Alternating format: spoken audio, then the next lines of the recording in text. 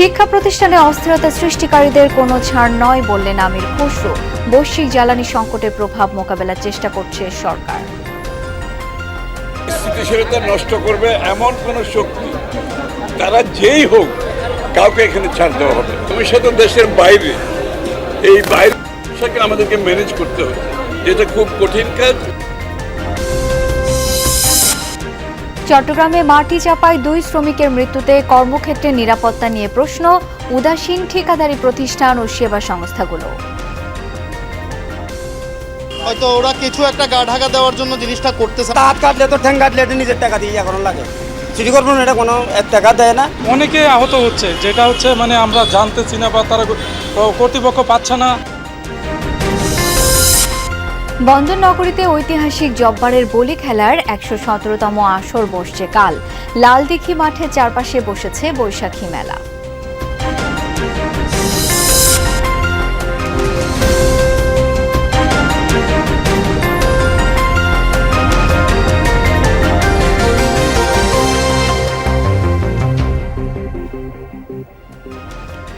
এতক্ষণ শিরোনাম দেখছিলেন, আপনাদের সাথে আছি আমি শাওন দত্ত। জানাবো বিস্তারিত। শিক্ষাঙ্গন অস্থিতিশীল করার চক্রান্তে জড়িত কোনো শক্তিকে সরকার ছাড় দেবে না বলে হুঁশিয়ার করেছেন অর্থ ও পরিকল্পনা মন্ত্রী আমির খসরু মাহমুদ চৌধুরী। চট্টগ্রাম বিশ্ববিদ্যালয়ের সরস্বতী জ্ঞান মন্দির উদ্বোধন শেষে তিনি আরও বলেন, জ্বালানি সংকট বৈশ্বিক দেশের প্রভাব পড়লেও সমাধানের চেষ্টা চলছে। লুটপাটের কারণে ক্ষতিগ্রস্ত ব্যাংকিং খাতে স্থিতিশীলতা ফেরানোর কথাও জানান অর্থমন্ত্রী।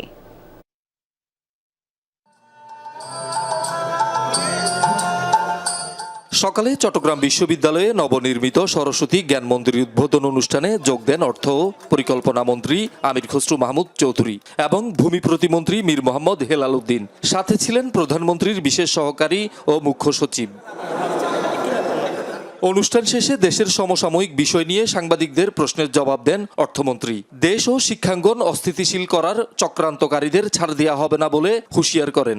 স্থিতিশীলতা নষ্ট করবে এমন কোন শক্তি তারা যেই হোক কাউকে এখানে ছাড় দেওয়া হবে। আমি পরিষ্কার ভাষায় বলছি, কাউকে ছাড় দেওয়া হবে না। আমরা একটা স্থিতিশীল, সংবেদনশীল, সহনশীল রাজনীতির পথে চলছি বাংলাদেশে। এই পথে যারা বাধাগ্রস্ত করবে কাউকে ছাড় দেওয়া হবে। জ্বালানি সংকট ও লোডশেডিংয়ের ভোগান্তির কথা স্বীকার করে মন্ত্রী জানান, এটি বৈশ্বিক সংকট। আমাদের ম্যানেজমেন্ট খুবই ভালো, তবে সমস্যা নেই কথাটা বলার কোনো সুযোগ তো নাই। সমস্যা তো দেশের বাইরে, এই বাইরে আমাদেরকে ম্যানেজ করতে হচ্ছে, যেটা খুব কঠিন কাজ। জনগণের সমর্থনে আমাদের একটা ম্যানেজমেন্ট যেভাবে করছি, এই পর্যন্ত তেমন কিছু বড় কিছু সমস্যা হচ্ছে না। গত 16-17 বছরে $230 বিলিয়ন দেশ থেকে লুট হয়েছে মন্তব্য করে মন্ত্রী আরও বলেন, অর্থ পাচারের কারণে সৃষ্ট এই সংকট সমাধানে বর্তমান সরকার স্বচ্ছতার ভিত্তিতে কাজ করছে।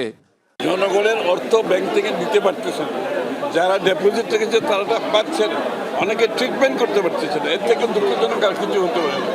এটাকে ঘুরিয়ে আনতে একটু সময় তো দিতে হবে, আমরা চেষ্টা করছি।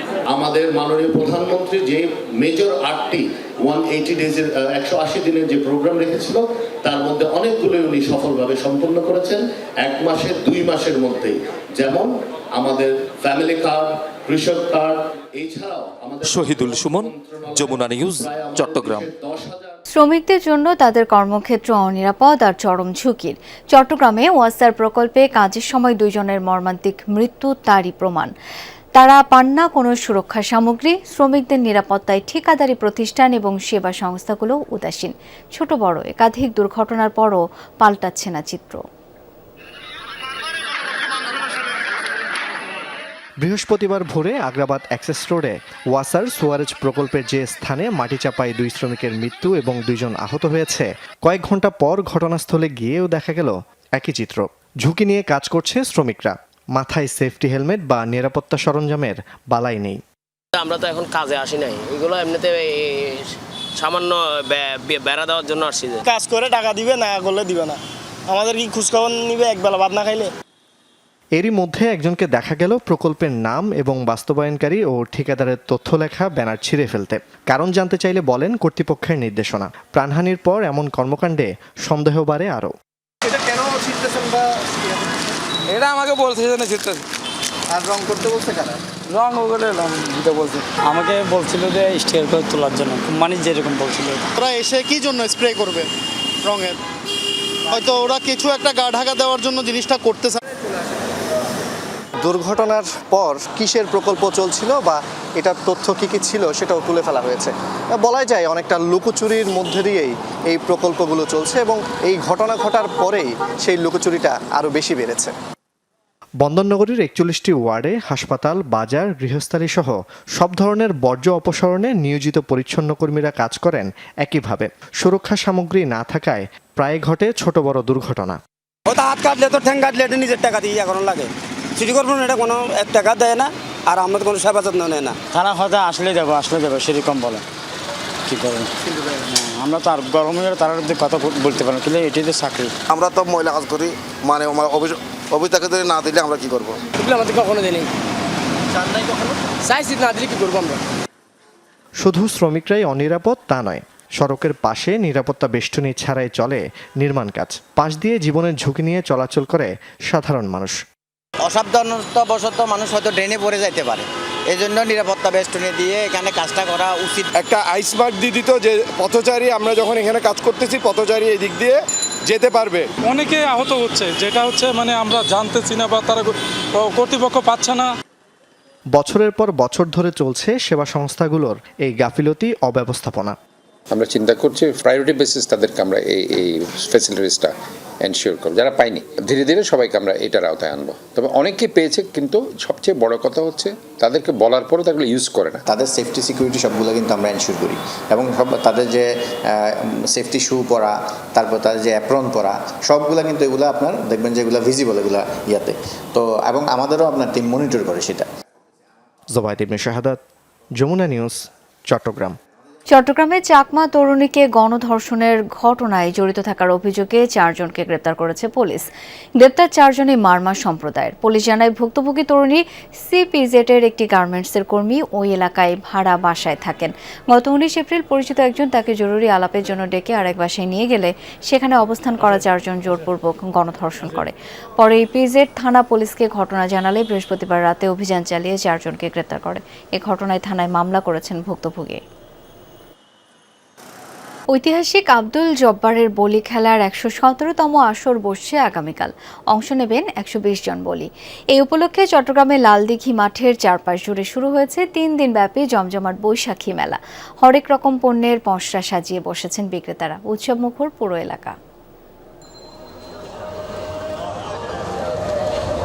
বগুড়ার শেরপুর থেকে হস্ত ও কুটির শিল্প সামগ্রী নিয়ে চট্টগ্রামের বৈশাখী মেলায় এসেছেন এই বিক্রেতা। পূর্বপুরুষদের পেশা এটি, তাদের কাছেই মেলার নামডাক শুনে প্রথমবারের মতো এসেই বেশ সাড়া পাচ্ছেন। অনেক লোকজন আসে, অনেক কেনাকাটা করে, টুকিটাকি সংসারের যেগুলো প্রয়োজনীয় জিনিস এগুলো বিক্রি হয় ভালো। এগুলো তো আসলে সচরাচর মেলা ছাড়া তেমন পাওয়া যায় না, এই জন্য নেওয়া আর কি। ইউনিক জিনিসগুলো দেখলে না এরা মানে চোখ ফিরাইতে পারে না, এটা নিতেই হয়। দেখতেই সুন্দর আর সহজে মানে সুন্দর লাগে দেখতে, ওই জন্য ব্যবহার করার জন্য নিয়েছি। ঘরে নারীদের হাতে তৈরি হস্তশিল্পের চাহিদাও বেশ। খেলনা, খাবার, ফার্নিচার, গাছের চারা, গৃহস্থালী পণ্য থেকে শুরু করে নিত্য প্রয়োজনীয় তৈজসপত্র নজর কাটছে সবার। বাহারি পণ্য নিয়ে দূর দূরান্ত থেকে এসেছেন বিক্রেতারা। এখনকার ছেলে পেলে মোবাইলে ব্যস্ত, এগুলি চিনে না। আমরা চালু করার জন্য ঐতিহ্য একটা জিনিস, আমরা এগুলো তো আনকমন জিনিস, এগুলো তো শহরে একটা চাহিদা আছে। এগুলো বাসা মনে করেন রাজশাহী জেলা, ওখান থেকে আসি 3 দিন মেলা করে, আমাদের ওরকম পড়তে হয় না। যদি মনে করেন সময় বাড়ায় আমাদের জন্য তো পজিটিভ, আমাদের ব্যবসার জন্য ভালো।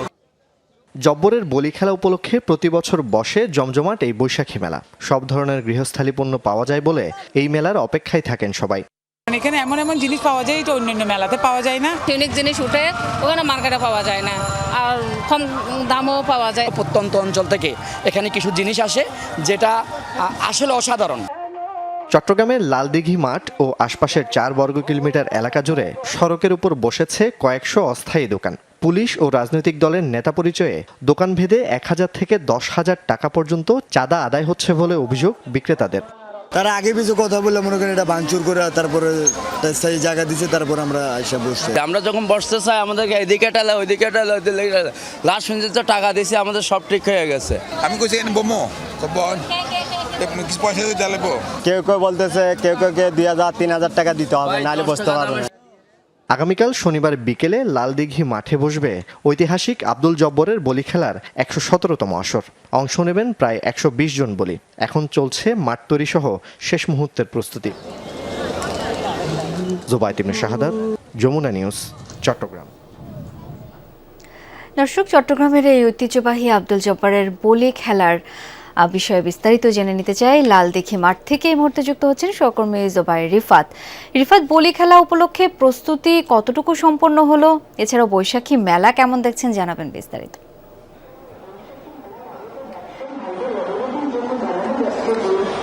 শাওন, আপনি জেনে থাকবেন চট্টগ্রামের প্রাণের মেলা, চট্টগ্রামের মানুষের প্রাণের মেলা এই ঐতিহ্যবাহী জব্বারের বলি মেলা অর্থাৎ বলি খেলা।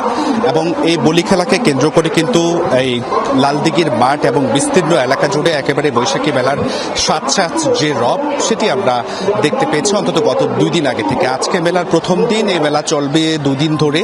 অন্যান্য বছর আমরা যেমনটি দেখি যে 3 দিন ব্যাপী অথবা আনুষ্ঠানিকভাবে 3 দিন থেকে 4 দিন অথবা কোনো কোনো ক্ষেত্রে 2 দিন হলেও সেটি অনানুষ্ঠানিকভাবে কিন্তু 4 থেকে 5 দিন পর্যন্ত এই মেলার রেশ থেকে যায়। আপনি ক্যামেরার ফ্রেমে যে গোল চত্বরটি দেখতে পাচ্ছেন, যে মঞ্চটি দেখতে পাচ্ছেন, অর্থাৎ বলিরা কিন্তু এই মঞ্চেই আগামীকাল তাদের যে শক্তি সামর্থ্য সাহসের যে লড়াই সেটি করবেন।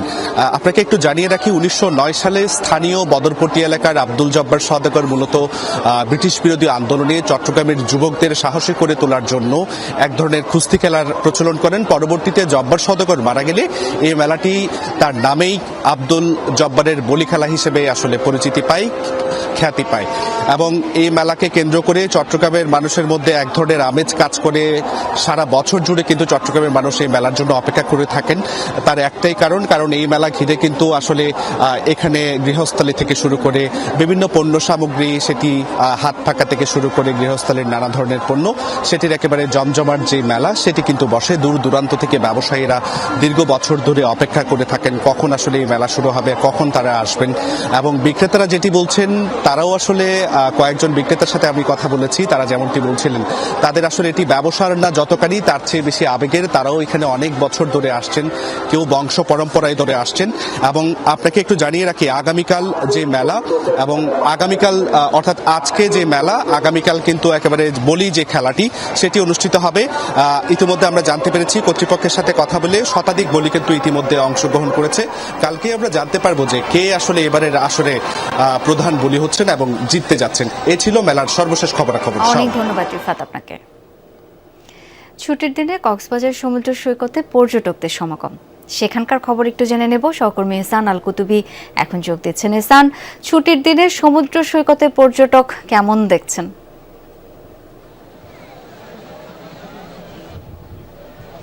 শাওন, একেবারে অপ্রতুল এই জন্য আজকে সাপ্তাহিক ছুটির দিন হিসেবে যে পরিমাণ পর্যটকের ঢল নামার কথা সে পরিমাণ পর্যটক নেই। এমনিতেই স্বাভাবিকভাবে সাপ্তাহিক ছুটির দিন নয়, প্রতিদিন বিকেল বেলায় হাজার হাজার পর্যটক এবং এখানকার যারা স্থানীয় আছে তাদের কোলাহলে মুখর থাকে এই কক্সবাজার সমুদ্র সৈকত সহ পর্যটন স্পটগুলো। আমি সুগন্ধা পয়েন্টে আছি, এখানে তবে পর্যটক যে কম সেটিরও একটা বিষয় আছে, সেটি হচ্ছে সারা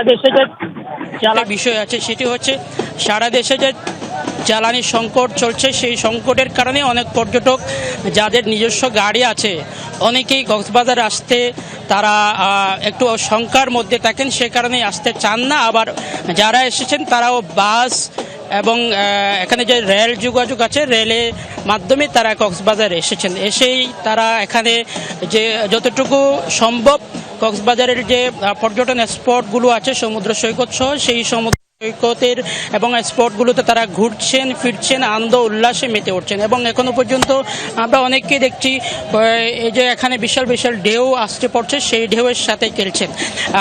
কক্সবাজারের যে 450 শতাধিক হোটেল মোটেল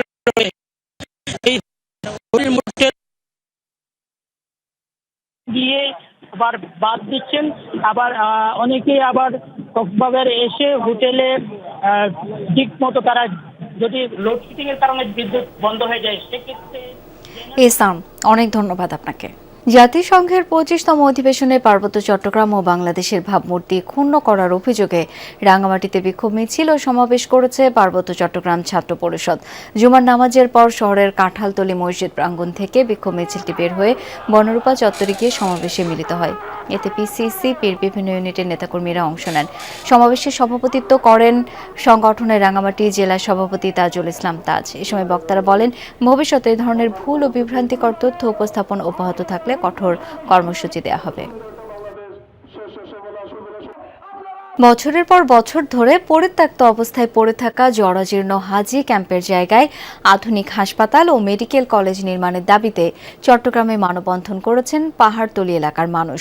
সকালে এই কর্মসূচিতে তারা বলেন, কিছুদিন পরপর চট্টগ্রামের ফুসফুস হিসেবে পরিচিত সিআরবির প্রাণ প্রকৃতি ধ্বংস করে হাসপাতাল নির্মাণের অপচেষ্টা হয়, অথচ যুগ যুগ ধরে হাজী ক্যাম্পের বিশাল জায়গা পরিত্যক্ত পড়ে আছে। এখানে আধুনিক হাসপাতাল ও মেডিকেল কলেজ নির্মাণের জন্য সরকারের প্রতি দাবি জানান মানববন্ধন অংশগ্রহণকারীরা।